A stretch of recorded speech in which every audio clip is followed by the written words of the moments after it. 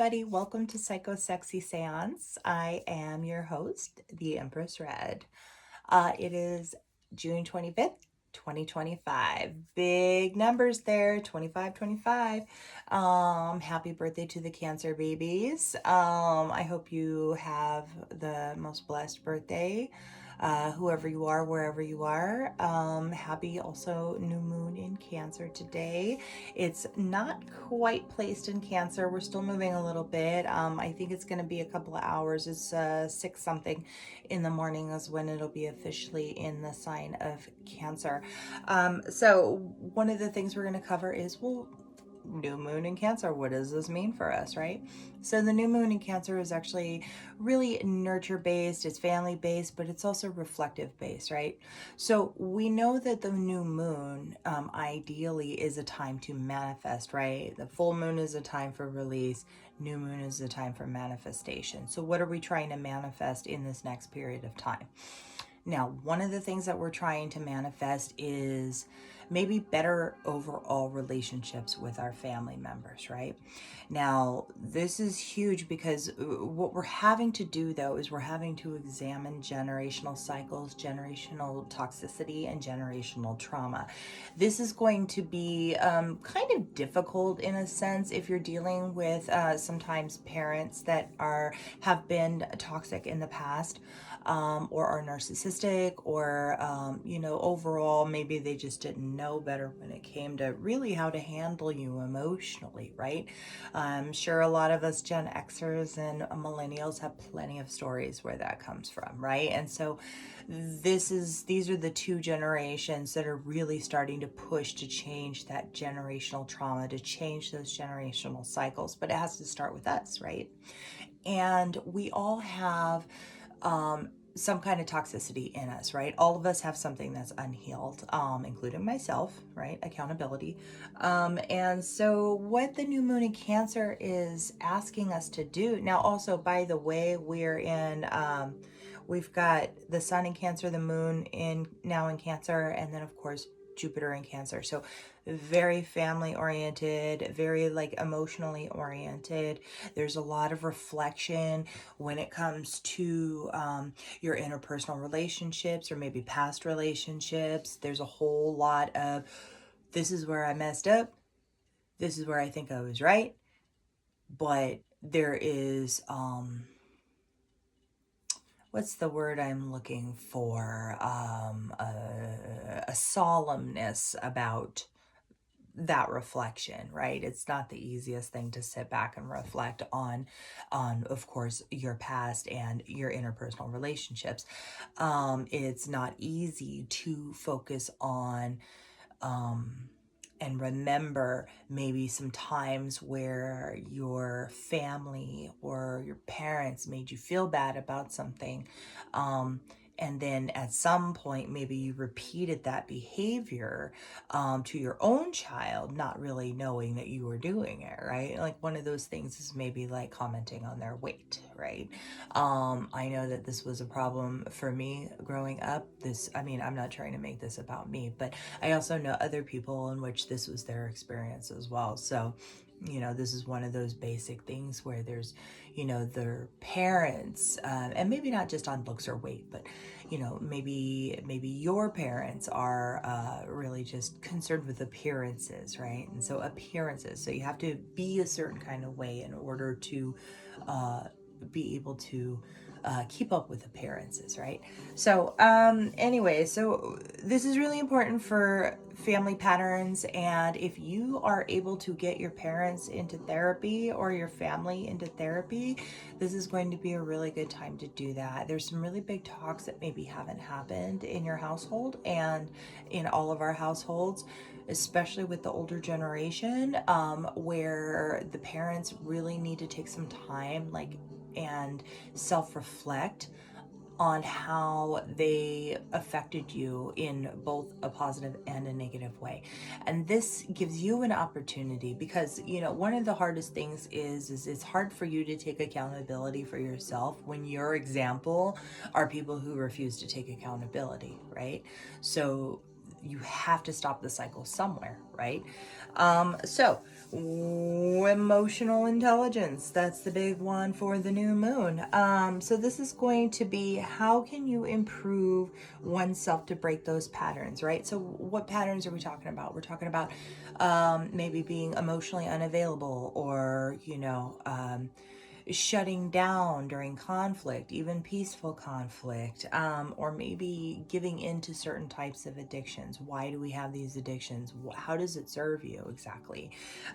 So one of the things, as well as it has a lot to do with stable relationships. But when I say relationships, again, I don't just mean like a romantic relationship. Like, yes, we all have these certain romantic relationships that we want to reflect on, right? And of course, we want to do better going forward. At least, we all hope we do. Especially if we have these repeating patterns that cause our relationships to fail, right? And this gives us an opportunity to self-reflect and maybe take accountability for the things that we did that were toxic, and choose not to repeat them. Again, we're talking about breaking generational cycles. So it's, a lot of how we were treated as children bleeds into who we are as parents. It is incredibly important to remain aware of that, because even when we use some of the most lightweight of mocking or teasing and whatnot, those can have some serious repercussions with our children. Whether they laugh it off or not, eventually it's going to affect them. And sometimes it's easy to say, well, I didn't say anything that was that bad, but I'm pretty sure we can all go back and think of one time where we might have said something to one of our children that maybe it wasn't so nice. And maybe we thought we were just kidding, but really it was like a microaggression, right? So the child laughs it off, and eventually, but still there's some level of insecurity based off of that. It's like commenting on their body or commenting on their weight, right? And it's something that I know I personally have had to reflect on a little bit. And it comes from, of course, growing up being like a chubby kid, and my weight was constantly commented on. In fact, my entire sense of self-worth came from whether or not my body was attractive, which unfortunately is the experience for a lot of women, right? That was just the way it was. It was like, whether or not I could catch a man, whether or not I can catch a man, my worth comes from my husband. But we know that that's bullocks, right? So, but anyway, let me get back to the subject here. So, recognizing patterns, but then looking at ways in which we can take personal accountability for those patterns. If we have a hard time in relationships, what is the common denominator in all of these relationships? What is the thing that you are doing that is causing each and every one of these relationships to fail? What are you taking too much of and not giving back, right? And this is something that we all do. What are we taking too much of and not giving back? How are we not being fair to our partners, right? It's really, really, really important in any kind of a relationship, whether it's a friendship, whether it's a relationship, whether it's even a sibling relationship. It doesn't matter. Your interpersonal relationships require you both, or you all, to do the inner work and then communicate likewise, right? This has been a huge problem. I do believe that new moon in Cancer is going to put us all in a safe, softer space in which we feel like we can talk about those things. So we want to forgive ourselves, and we want to forgive our parents. We want to forgive our family members. We want to forgive generational trauma. But the inner work must be done. You have to say, okay, why am I behaving this way? So overall, what the fight is here is like where you need to focus inward. And this came from, what was it? I think it was Saturn and Aries, right? So Saturn and Aries is kind of a restrictive, it's, Aries, of course, tends to have an impulse to it. It's good because, Aries is always the first one to, like, rush bravely into battle, and whatnot. But at the same time, though, it is impulsive energy, but it can also be restrictive to the need for more of a softer self-reflection. And so this is going to cause some personal conflict between all of us, I think, where, there's a fight between knowing where we need to focus inward and the things we need to work on, but then, in terms of like, how we view ourselves, but also how we relate to others, or continuing to kind of just like lunge forward towards the void. So the two different themes here, family and relationships. So this is not the time to make really major decisions in either one. More like step delicately towards it, especially if you're dealing with parents who have a hard time with accountability. If you know deep down that you need help with communicating to your parents, like where that you feel like there's some generational trauma or some generational toxicity that needs to be worked out and worked through, then this is of course where therapy comes in, because then you have a mediator, right? Not the easiest thing to do. So correcting family cycles, very slowly kind of going through that development. You want to make sure that you're setting a good example for others, and that is going to be what's really, really, really important. The moon's relationship to Pluto suggests that collectively we're under evolutionary pressure. I'm sure we can all see this happening. I mean, the struggle between wanting to evolve as a collective, as human beings, and, those who are going to forever be stuck in old cycles. This is a huge theme, not just with family members, but as with the collective, right? So we're already, of course, seeing it being demonstrated all over the community, all over. Not just within ourselves, I mean, ultimately this discussion about new moon in Cancer was really meant to be more towards the interpersonal and the family members and your relationships and whatnot. But I do see that Pluto's influence here is definitely going to make a difference in the collective. So, but this is also restrictive of you, right? It's like, if you want to evolve, you want to use this new moon energy in which to become a better person, a more accountable person, be able to say, okay, here's what I've done wrong. This is what I'm going to do right going forward. All of those things are wonderful, but we also have our addictions that are still raising their ugly little heads going, okay, well, here we are. You love us. We're so wonderful. We love to escape. Escapism, especially in Gen X, is huge, right? We tend to do it a lot, but this is a good time to re-examine substance use, whether or not it's substances, whether or not it's, a physical, sexual, or hookup addiction, gambling, anything, or shopping, right? I know I have a shopping problem. I've been really good about it this year, actually. I've been a lot more reserved financially, but,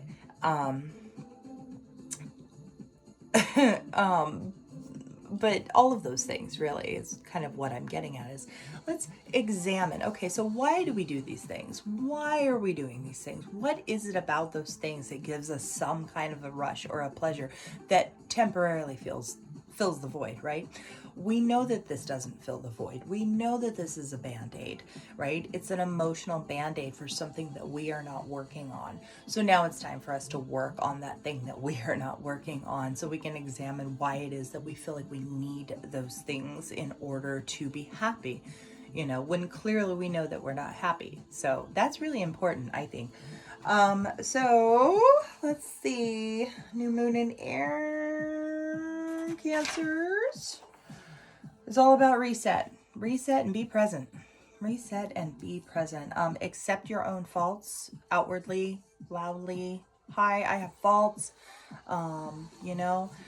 You could say, I had this thing that happened when I was a kid that maybe caused me this trauma to behave this way, whether it's, you struggle with codependent relationships or being like maybe a dismissive avoidant, things like that.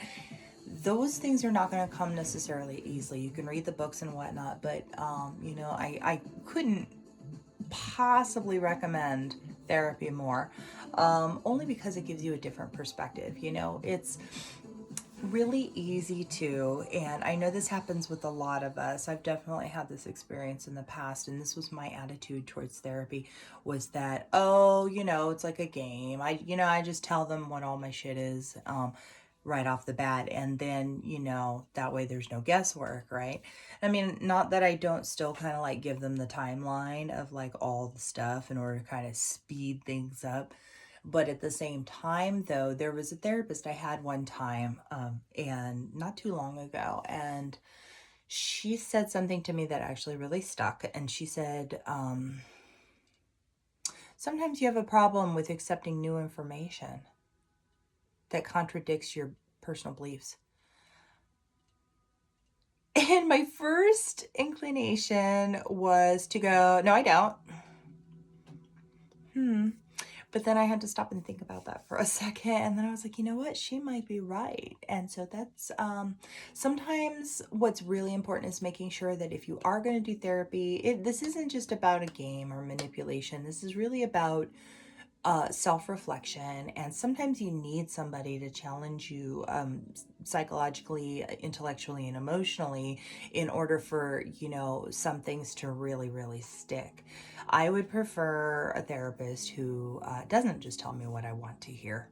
I'd like somebody to just be like, oh, no, no, no, you have this toxic trait and you need to start working on that.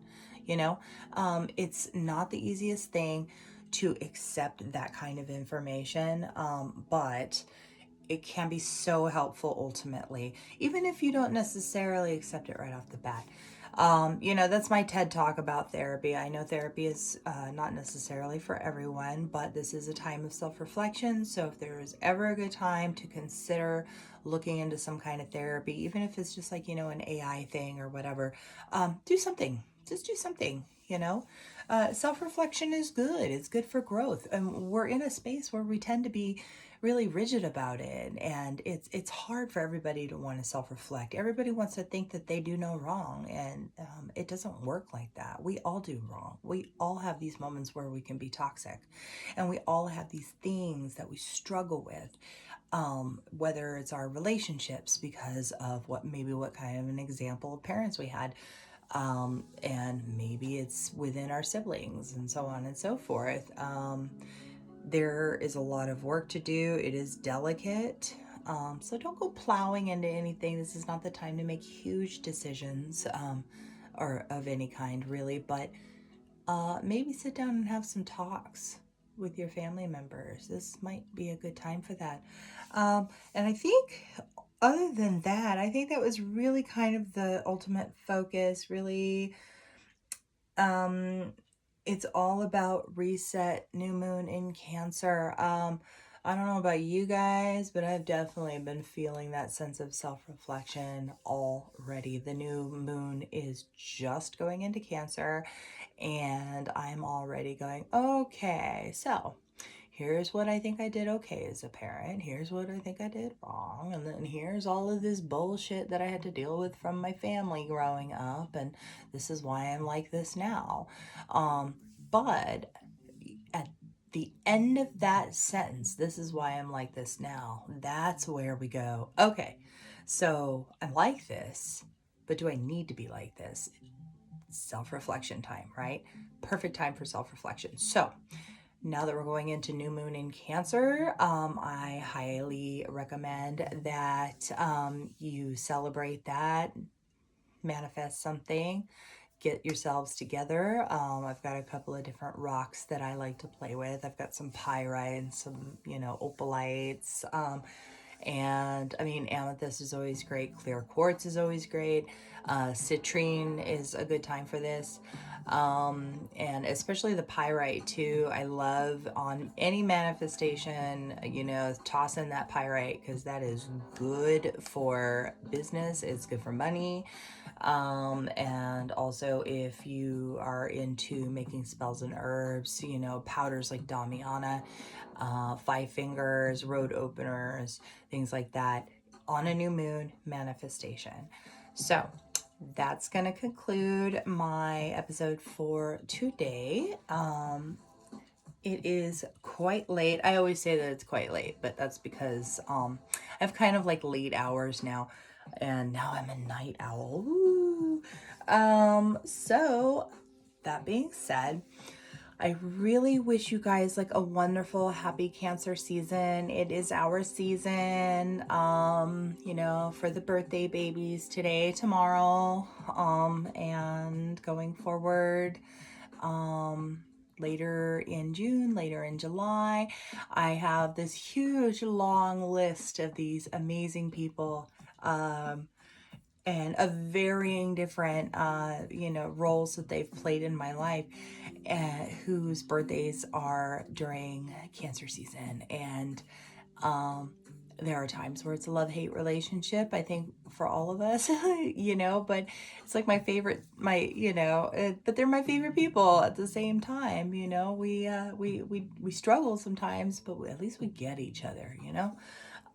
So that being said, everybody have a wonderful, wonderful new moon. Don't forget to manifest, okay? Make your moon water, charge your crystals, and yes, you can charge them in a new moon. It's a different kind of charge than when it's full.